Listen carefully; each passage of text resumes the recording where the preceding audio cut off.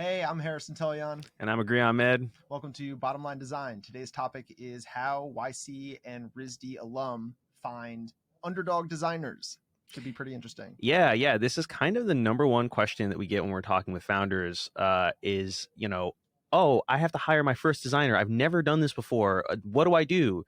And we want to kind of walk through that today. Why are they not responding to my messages? Yeah. Like, where do I source them? How do I vet their portfolio? How do I even know that their taste is aligned with mine, or that they're not like a total, like charlatan? And there's just a lot of common pitfalls, I think, that people make in every step of the process when they're hiring their designer for the first time. And I think that, they'd probably benefit from just knowing each step of the process, kind of like how to do it, how not to do it. And maybe we start at the beginning of that journey with sourcing. And you kind of have like a little bit of a contrarian opinion that you often share about where to reach out to or find these underdog designers. Yeah. So I think like the first thing to take note of is where are you going? Like, where are you actually searching for a product designer? Or if it's not a product designer, is it something more specific like a Webflow designer? Or maybe it's something like an illustrator or an animator. Each role has a different place that they live on the internet. Right. And if you're going to dribble for product designers, you're gonna have a bad time. Okay? Yeah, exactly. Have a bad time. If you are going to product design places like UX LinkedIn groups for illustrators, you're gonna have a bad time. Fellas. Yeah. Founders, you're gonna have a bad time. So yeah, I mean, I remember a while back, like a founder was talking with us and said that they had reached out to 300 designers on Dribbble and had not gotten a single response. So, I mean, I think it's like also relevant here to talk about like, okay, so you go to the communities where the types of designer are gathering, and I think these are like fairly straightforward to find online. Dribbble is not necessarily a catch-all for all kinds of design, right? So let's say, all right, you figured out you want to go to the topic specific or discipline specific communities online. How should you try to reach out to someone when you find someone that you're excited about to actually get them to respond to you? Yeah, it's a great question. I think like one thing that we see a lot of when talking to founders and trying to understand how they actually got their start in their design hunting journey, they always start off the same way, which is like, hey, this is who we are, this is what we're about, and it's me. And really, Right. It should be about the designer. Yeah. Great designers, they're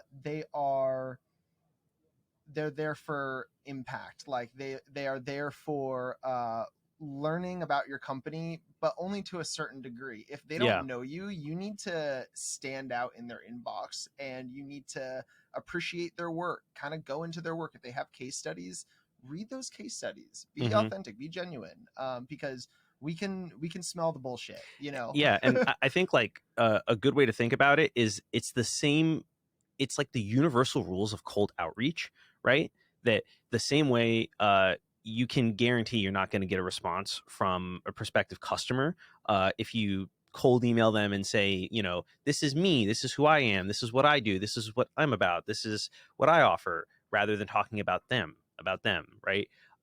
It's the same thing with designers when you're trying to, get them to reach out to you, is exactly that. Like, make the first outreach really about them and your natural admiration or curiosity about the work that they've put out there, right? Totally. Yeah. And honestly, you should not be reaching out to a designer if you haven't looked at their work and formed opinions or appreciation for it.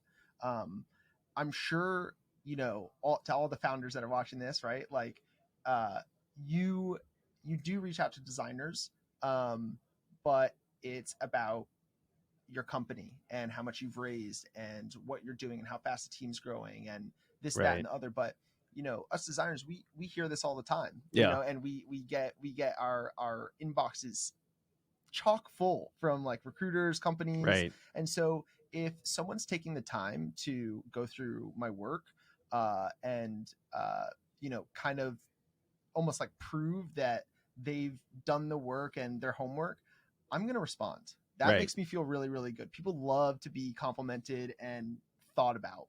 Yeah, yeah, totally. And I think this is also kind of a natural segue to talking about uh reviewing portfolios because, you said like check out their work. Okay, so imagine I join a Slack community for product designers or for creatives. I see somebody sharing their work. I find their portfolio online.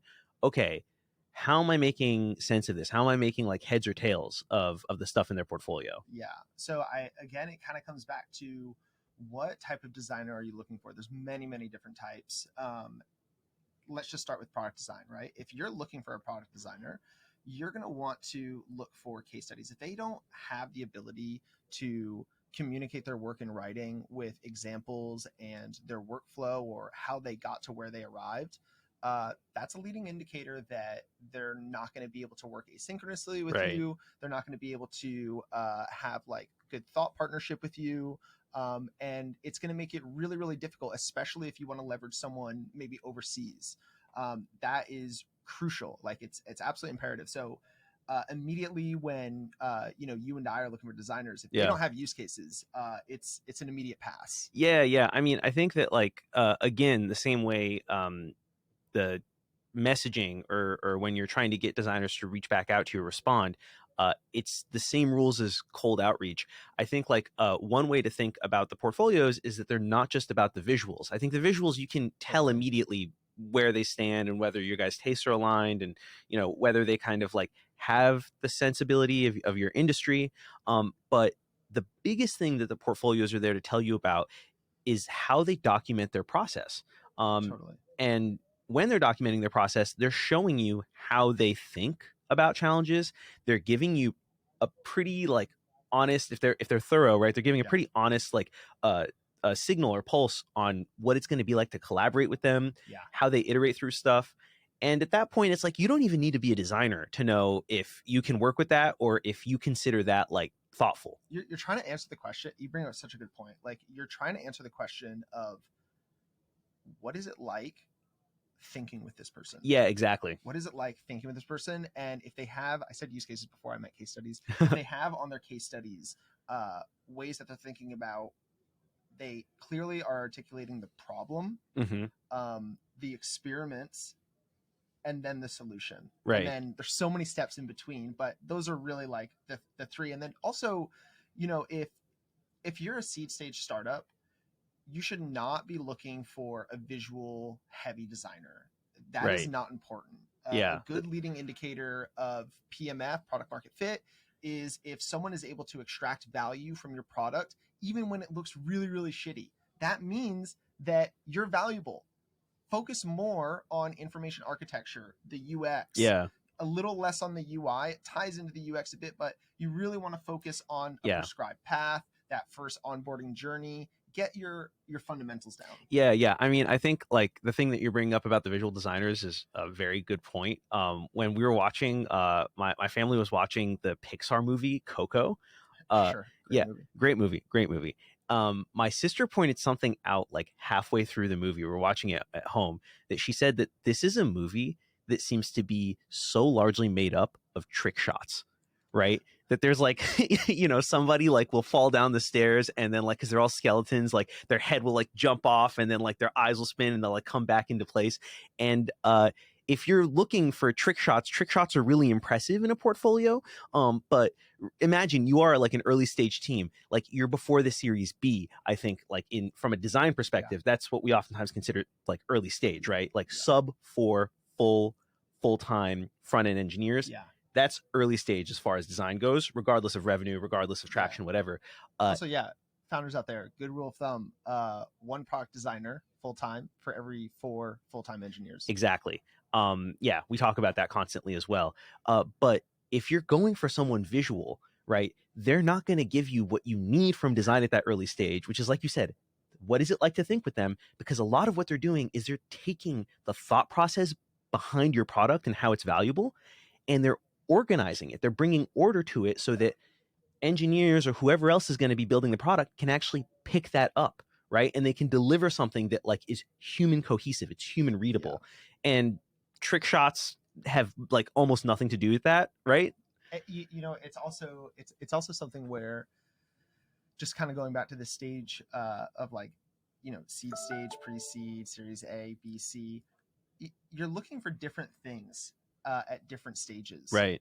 If you're, cash strapped 750,000 or less in funding, and you're going after a full-time designer because you feel like your product surface area requires that, you're not focused enough. Stop, drop, and roll. Like, yeah, like for real. And, you should be hopping in a Figma yourself. Mhm. And I think that, oftentimes we talk to founders and, we'll ask them, what are your biggest design challenges?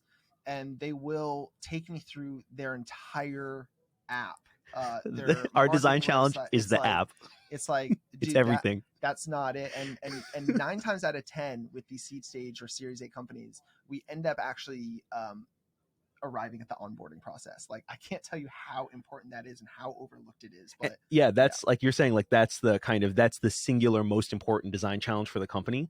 Onboarding, maybe. Yeah. Whatever you can do to enable sales or get to know faster from your customers. And then there's also a lot of there's a spectrum of designers that you can work with in terms of seniority. Right. Like, one could make the argument to hire a senior designer fractionally, let's say, for a seed stage. Right. You can also do, part-time or maybe a little bit over if you're going after a more like mid or junior designer, but be prepared to hold their hand a bit. Right. Be prepared to have like, do you have discipline as a founder to set them up for success? Are you giving them exactly like, product requirement documents? Are you showing them how to, work with the engineers, introducing them to the engineers?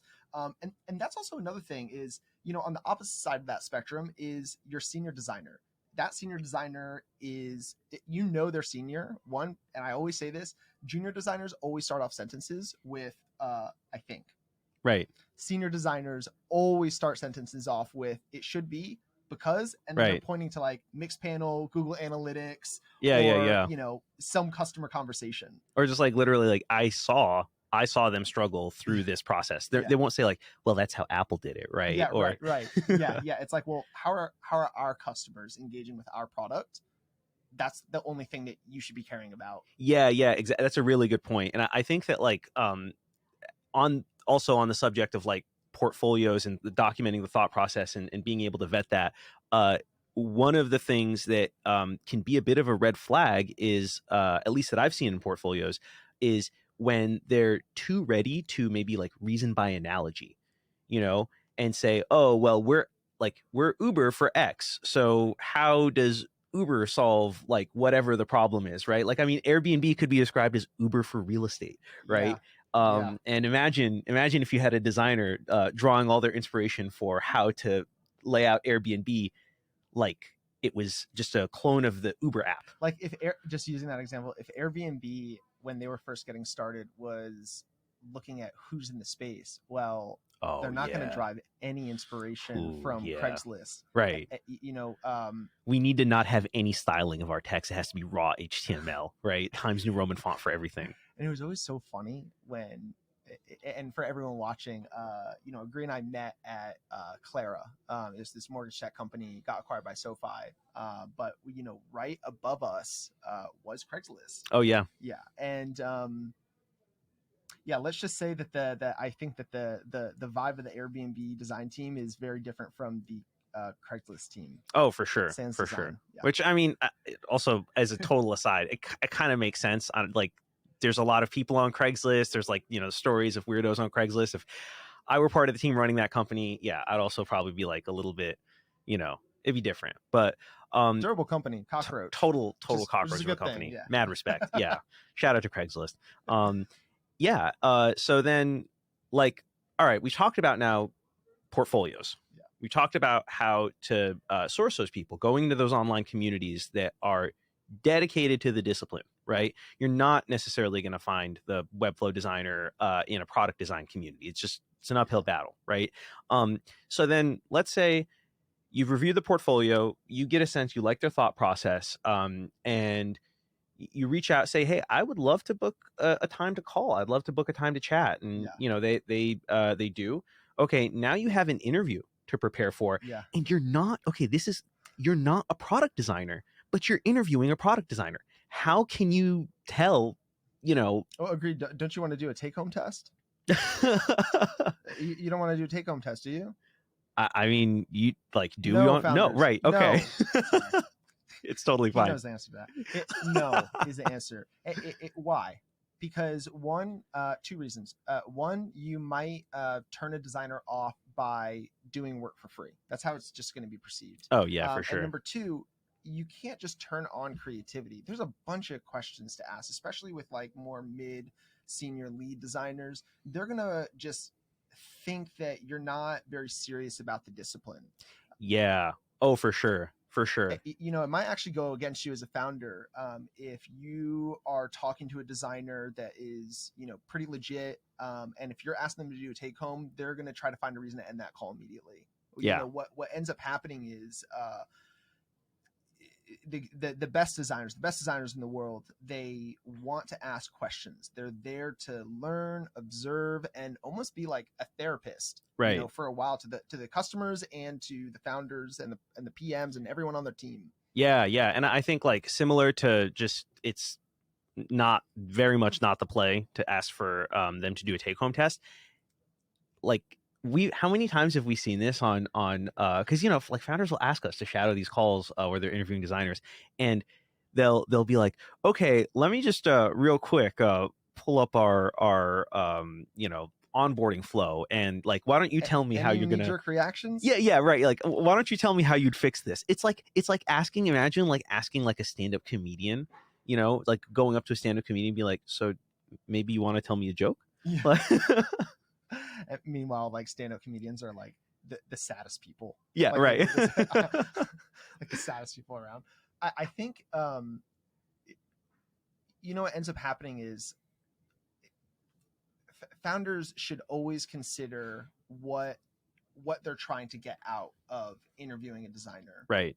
And you know, I always, you know, questions aside, specific questions aside, I always like to talk to them as if it's day one and we're doing like a project kickoff. Don't have an interview and then do a project kickoff. Like, you know, pretend that you're in a project kickoff right now, but just instead of talking about deliverables, talk about questions or insights. Yeah. And field it to them and see how they respond. See how they're what other questions they're asking. If they're asking questions about, like, some of the first questions with my clients, you know, it was like, it's a while ago, but they were like, where are your customers coming from?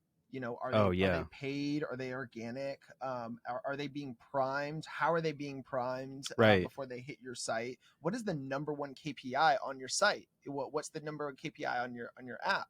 If you're able to get a designer that's asking some of these questions around, like, contextual questions before diving into the easy design playbooks, like add a trust banner, add micro copy, add a live chat bubble to the bottom right hand side, like all these things, like, definitely increase conversion. But we all know that those are the easy things. The hard part of design is asking the right questions. Right. And I mean, I think that, like, those, just that smattering of questions that you asked points out a couple of really interesting things, right? Like, let's just think as an example of an open source like dev tool, right? And think about, it's like, let's say it's an alternative, right? It's an alternative to some sort of enterprise tool that's in the market, and using the questions that, like, Harrison as a prospective design candidate would ask, like, look how strong of a signal it is. It's like, okay, go ahead, ask, like, where are they coming from? And I'd say, oh, well, they're coming probably from our GitHub repo. Our posts are doing really well on Hacker News. And, you know, we have like a few open source meetups. How different do you think the messaging and, like you said, like the micro copy is going to look from, oh, we've been running Instagram ads. Yeah. Right. Like, and that of course has like a huge impact on the design. You wouldn't think it does. Yeah. Right. But it does. Yeah. Absolutely. And just also kind of chiming in here on some questions that I like to ask, and I think that these are ones that you know, I'm definitely more in like the self-taught corner, or like I'm like the design first aid nurse, I would say. Harrison very He's got much an eye. Harrison's got the pedigree. I'm like a little bit more of like a very proud street mutt when it comes to design. But these are some questions that I think, this is why I have a lot of empathy for the subject of like how is someone who's not from the discipline, can you make sure that, when you kick the tires on somebody's prowess, that you're getting an accurate gauge. And like a few of these are, again, just like how it's common rules of cold outreach that apply to like sourcing, it's a lot of common rules of like good interview practice apply to interviewing designers, especially when you don't come from the discipline. Like, I mean, a few of these that I really like to ask are, getting into the specifics of a time where the data that you were seeing contradicted your intuition of the problem or of the user model. Yeah. Right. And then like asking, how did you resolve that? Not Yeah. how would you, but like actually tell me about a time where you ran into like dissonance from, the data and your research. How did you actually resolve that tension? Right. Yeah. And it's like, you'll often come across designers that, that a designer is bullshitting you with when they can't go into the specifics of how they solve that problem. Oh yeah. Or Yeah. how they tested against maybe an iteration. If they can't get deep and specific about who they were working with, how long it took, the types of experiments that they were running, how they were running it, it's iffy. I would stay away. For sure. I mean, I think that like Elon Musk said this once too about his interview style. Whenever he's interviewing anybody for any function that he himself is not an expert in, which I think that we all have to do at certain points. Design is just the most common kind of scenario that we hear people asking for advice about. A really, really helpful gauge is just tell me about the hardest problem in your discipline or like at work that you solved, and how you solved it, and ask them to unpack like the journey, almost like a detective movie of like them cracking the code and figuring it out piece by piece. And usually you can immediately tell just like how, like with the portfolio, how they think, what their thought process is, all that kind of stuff. They're also asking, like a good designer is also asking, what is the engineering capacity? What are the goals that the engineering team has? Are they aligned with the design KPIs? If they're not, if they're disjointed, and if you, the founder, or you, the PM, or whoever's watching this, is not being the connective tissue between the engineer and the designer, that's going to be a bad time. Totally. You really want to introduce them early, often. Designer should never, it's always pen before pixel when starting off a journey with an engineer or a new team. It's never, if you have a designer that's hopping into Figma immediately, unless you're like a seed stage company and you're working with a mid designer and you're like, I just need this out, that's fine. I understand there's a time and a place for that. But most of the time companies are just looking for predictability, and you're gonna want to make sure that relationship is good, it's fluid. And I think that's also another thing to check for, is the same way it's a total red herring, and you'll head fake yourself if you're looking for trick shots as a signal of like a good portfolio for what you need. It's also a complete red herring, or like you're falling for you're falling for yourself if you don't check during the interview, or like ask them to break down what their collaboration style is, and not like say like, so what's your collaboration style? But really more get a gauge of what you were talking about, of like, in the past, tell me about like in that hardest design challenge that you solved, who were you interfacing with, right? Who did you have to hand these off to, and how did you know? In many ways, like I think that design and a lot of jobs are customer service jobs. You have a customer. Sometimes it's the engineering team can be the customer, right? That you're delivering something to them. How are they going about the process of understanding the constraints of that team? Totally. And how also, like this is really important, because you're trying to gauge your collaboration style. What do they do when scope creep happens, right? How do they manage that? Sorry, a lot of client horror You just got triggered. I just got triggered because if you're a founder that is requiring more than like 3 iterations, you weren't focused enough to begin with. That means that, either the product document requirements up front were not, spec'd out, or you didn't have enough insight talking to customers. Also, questions that any good designer would be able to push back on, and say like, hey, where's some other questions like where is this insight coming from? Where did this problem first arrive? Oh yeah. And trying to find out the context behind what they're designing towards. Yeah, totally. And I think that that's kind of another point, is that there's a lot of the work, I think, that sometimes people think that they can offload onto a designer, that actually the founders kind of need to be figuring out themselves. Customer interviews. Yep, customer interviews. Ding, ding, ding, ding, ding. I think maybe 50%, and yeah, like maybe 50% of our customers, when we talk to them, one of the first questions I'm asking is, how often are you talking to your customers? Yeah. And where are they? Are they in your Slack, or do you have to email them? If they're not in your Slack, you're not close to your customer. Totally. Like you don't be afraid of getting to know faster. When I say that, by the way, whenever I agree and I say that, getting to know faster basically means you're putting your product out there, your service out there, and you are finding out why someone is not using you. Exactly. That's no. Exactly. And that's the other thing, is that you need to be ready for the kind of questions that, like you said, a good designer is going to ask you as someone that they may want to work with. Is, yeah, like, for example, where did this insight come from? If you're not having great conversations with customers, you're going to say something basically like, oh, it came from like logic that, there's this service in this market, but there's the same service doesn't exist in this other market, and we want to build like X for Y. And like, a good designer is just going to say, holy crap, this entire business is built off of reasoning by analogy. And your burn just goes up exponentially when you involve a PM, an engineer, and a designer, and the CEO or one of the co-founders to build something, and then find out it's actually not what anyone wanted. That's the worst thing. And I always tell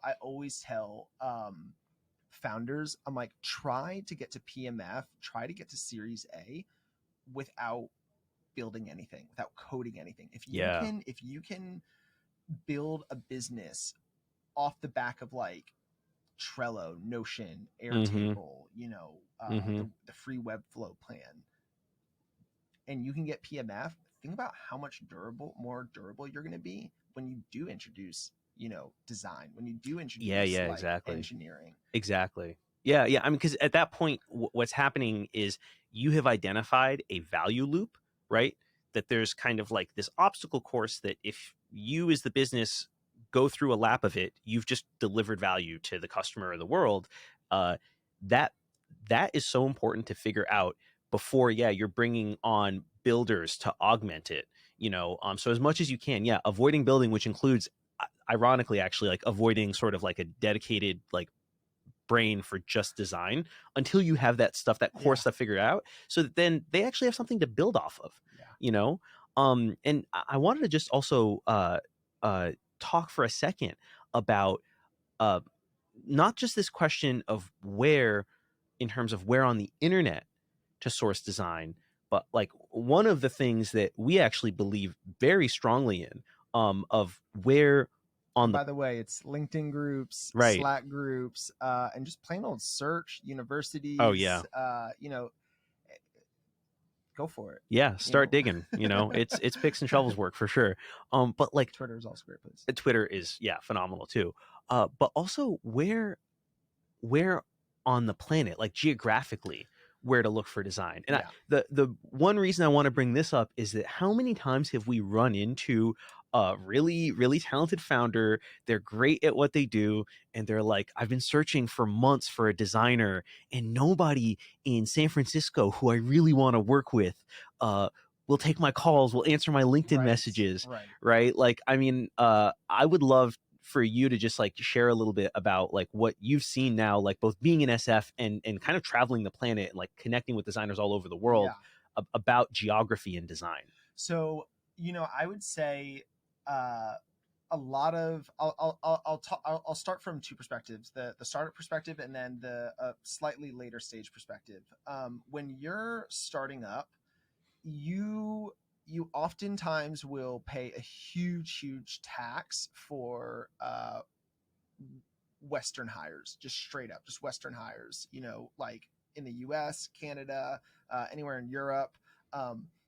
I find that now that the internet has kind of like democratized knowledge, 10 years ago, there was that competitive advantage, you know, where Right. if you were in, let's say, like the US in San Francisco, the hub of innovation, you know, shit was rocking and rolling. Yeah. There were skill sets and methodologies as a designer that I remember picking up that maybe my constituents in, you know, Paraguay they never even heard about. Yeah, and that literally just kind of a historical accident of the industry was still very regional. It was still very face to face, even though, of course, ironically, it was like 3D printing the internet, right? It's still very face to face. It was still like very physically bound, and those were the places where stuff was getting built, right? And I think recently, like the last 5 years, maybe a little bit more and more local startup hubs and startup ecosystems have been sprouting up that have started their talent flywheels, and the playing field is leveling out. Oh you yeah, know, in terms of like how can I be a competitive designer? How can I be a competitive global designer in 2023? The odds to that question are so much higher, and you have a higher success rate of being a designer in 2023 than you did when the internet was just beginning or like just starting to spew out information, especially in this niche. Yeah, for sure. And I think like one of the common pitfalls that we see people run into is, you know, why this happens may be sort of above our pay grade. Maybe it's unconscious bias. Maybe it's because they themselves have never hired for a designer before, or are not designers, that they feel like they have to play it safe. For whatever reason, they're knocking on the doors of like people who are like very senior, like design lieutenants at like Square but or they say Apple. No, because the time zone agree. Yeah, or the accent. Right, and it's ridiculous. It's unconscious bias super kills startups. Yeah, and you will pay a tax in runway for it.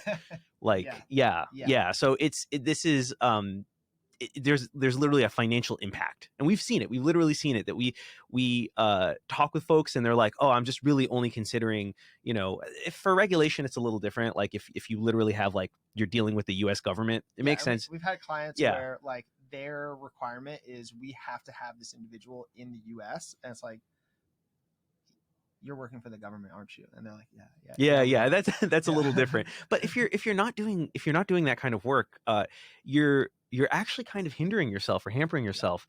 And this is not to knock like US or Canadian design.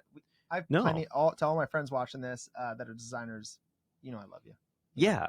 It's more like all the advantages of remote work that apply to the fact that as you have the processes in place to be able to work productively with people without having to be in the same room as them, as long as you have the systems and the documentation, all that stuff in place, it becomes a tremendous advantage just because you're scanning like a wider pool, right? And that's also to say, like, there may be certain things that are like highly US context specific that obviously culture does play a role in good design or not. Like if you're designing for a specific market, if and knowledge of that market like geographically is required to like produce good results, it makes sense, right? But I think a lot of internet products, a lot of folks that come talk to us seeking advice, they're in a position where if they had the processes in place, many of them do, some of them don't.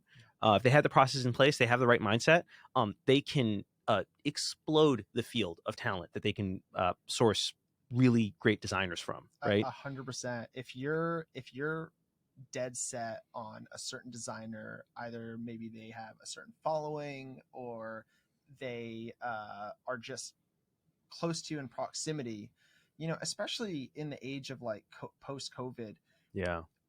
I would recommend just be open-minded to other designers around the world, because there are so many designers that I know about in Nigeria, Kenya, Chile, literally everywhere, Oh, that yeah. could run circles around designers that maybe have a little bit more clout, or Oh, yeah.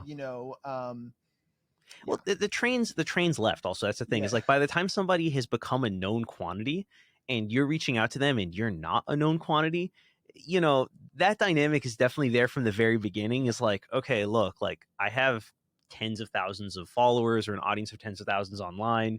And odds are they're doubling their price, Oh, yeah. because it's access to the star that you're paying for. It's not actually access to the deliverables or the skill sets. Yeah, and for what it's worth, maybe you're like, oh, these guys, this is like total, like, they're preaching their book, whatever. You don't have to take it from us. I mean, I think that one of my favorite examples of this was, oh gosh, what was his name? The At Stripe, the first full-time designer they hired was this like teenager. He might have been like a high school dropout. Ludwig. Yeah, that sounds right. Ludwig something, like, Yeah. And he was Talented either guy. Yeah, If you're yeah. watching, props. And he was not a known quantity by any means. Oh, now the guy is. He is now, right? Yeah, like, I mean, he made his bones making Stripe's design so incredible. But when he first knocked on Stripe's door, he was like, "Hey guys, love what you're doing." Or maybe the Stripe founders probably knocked on his door and were like, "Whoa, you're crazy, stupid, talented." And the guy's like, "Thank you. I'm at the very start of my career." And guess what? He kind of laid the foundation for all of the really high caliber output that Stripe has to this day. Yeah. And was completely unknown to the world Great before design that. culture there as well. Yeah, exactly. They put it up on a pedestal, and it clearly shows throughout the product. Yeah. And I think that if you're in a position where you're really fortunate that for whatever reason your startup already has a large audience, and as a result there's kind of a magnet drawing people to you, it's the dynamic is very different. I just think that most startups, all the way up, honestly, are not quite in that position. Yeah. So they have to kind of that process of finding really top caliber people just looks a little bit different, but it's totally doable. Yeah, cool. So I mean, that pretty much covers it. Yeah, if you guys have any questions, drop us a line, leave a comment. Obviously, like, subscribe, it helps us out a ton. And this has been Bottom Line Design. All right, thanks so much, guys. See ya.